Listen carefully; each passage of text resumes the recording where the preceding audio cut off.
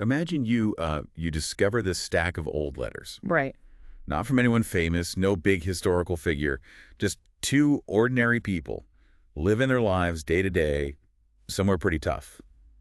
What would those letters actually tell you? Yeah, what secrets, what struggles, what little moments of humanity might be hidden in there. Exactly. And that's pretty much what we're doing in this deep dive. We've got these excerpts, bits from letters between two people, Makar Alexievitch and Barbara Alexievna. This is mid-19th century St. Petersburg. Right, and our job, our mission, is to take these letters, just their words, and really unpack them. Try to get a feel for their lives, their relationship, the world they were stuck in.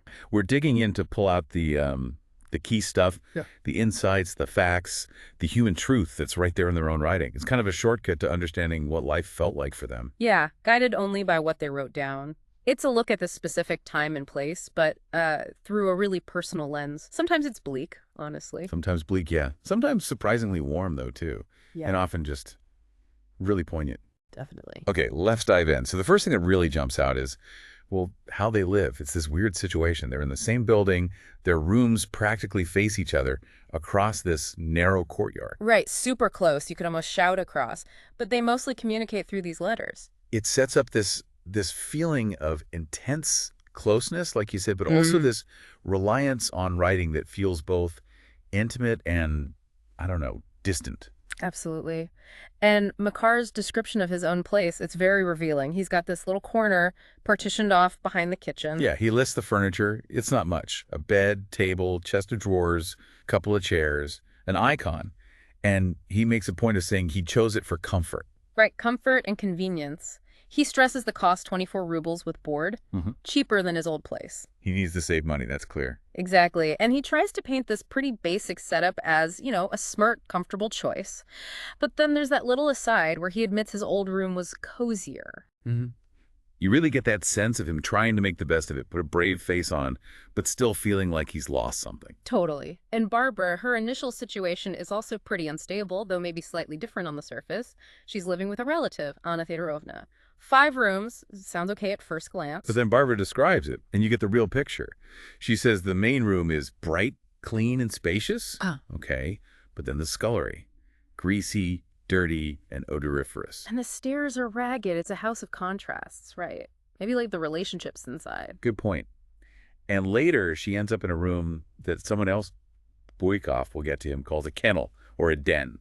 Yeah. And she's already planning another move to somewhere new, strange. So neither of them really has a stable, decent place to call home. They're kind of tossed about by circumstances. Yeah, very much so.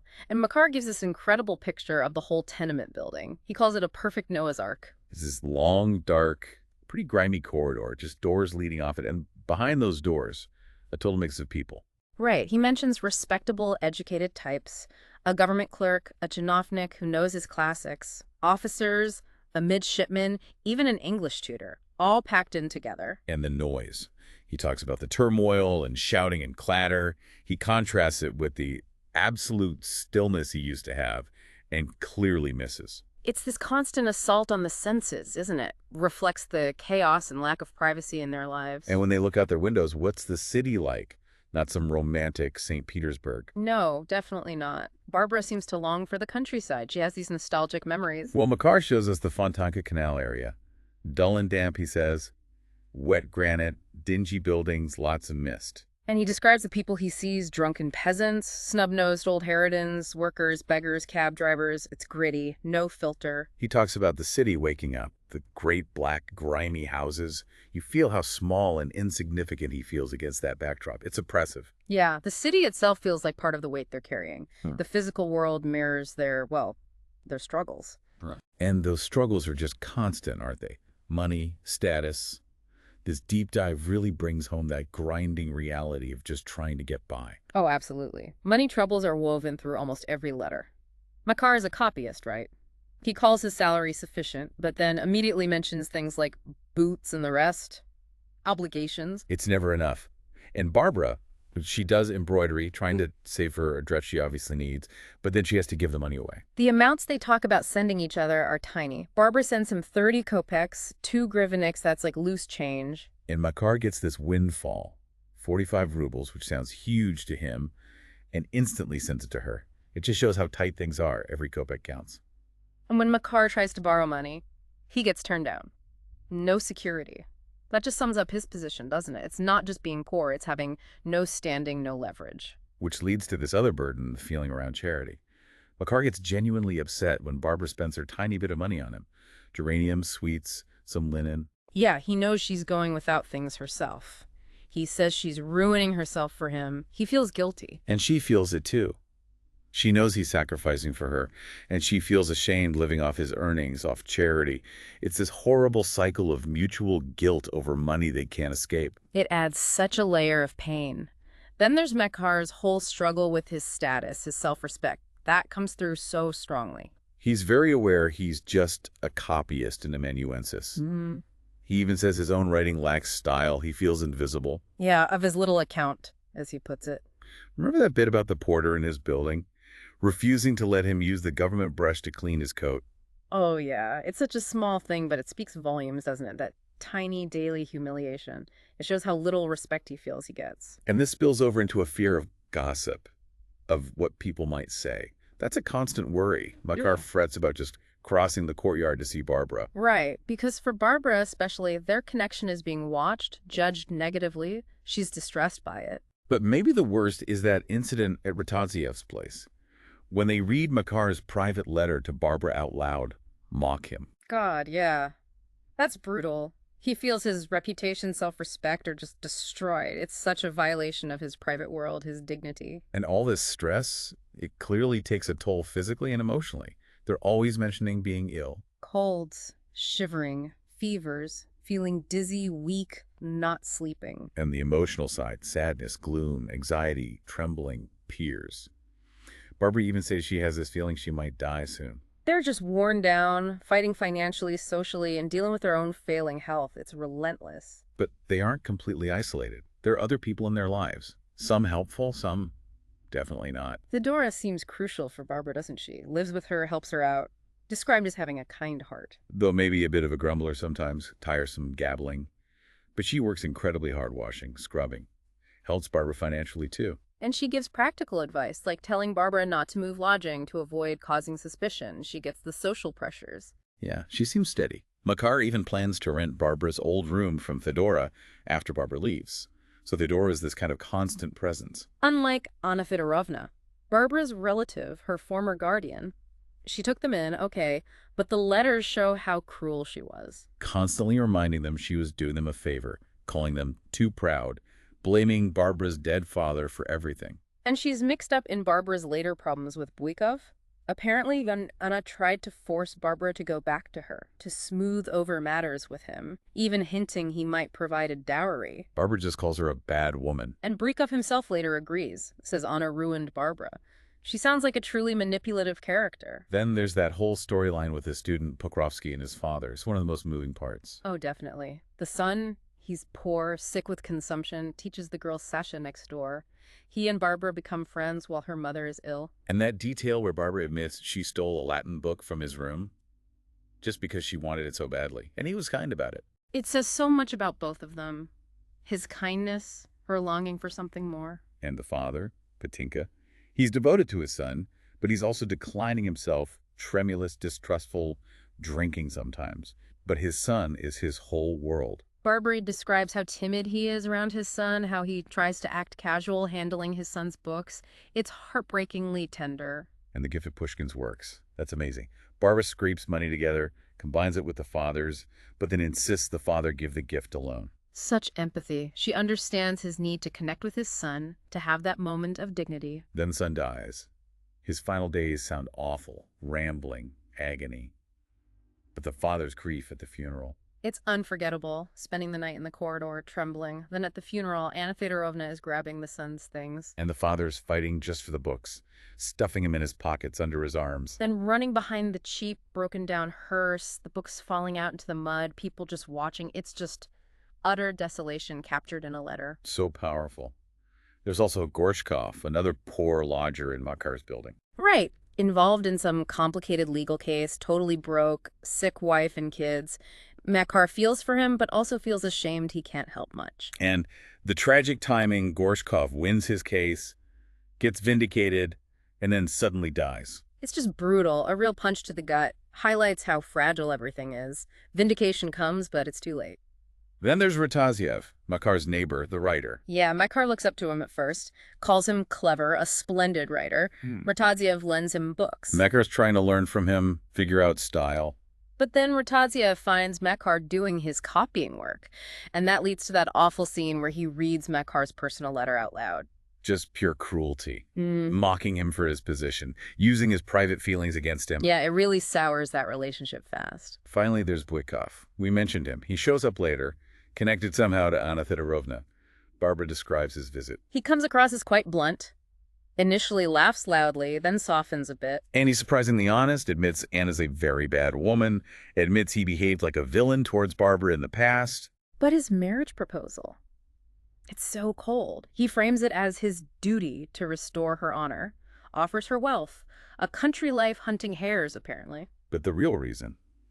He flat out says he needs a legal heir so he can cut his nephew out of his will. Right. It's completely transactional, and he makes no secret. He despises St. Petersburg lodgings like hers. He offers security, maybe, but at what cost to Barbara? It's amazing how these other lives intersect with theirs, pushing them around, often making things even harder. Yeah, but amidst all that, the letters themselves, they're the lifeline. They show this incredibly strong connection, these moments of hope. Just the act of writing daily? That's huge for them. Wow. And that system they have with the curtain signal across the courtyard. Oh, the curtain, looping it up for good morning, letting it drop for good night. It's so simple, so sweet. A little secret code, isn't it? A Yeah. way to say, I see you, I'm here, when they can't easily visit. Exactly. It's a symbol of their bond.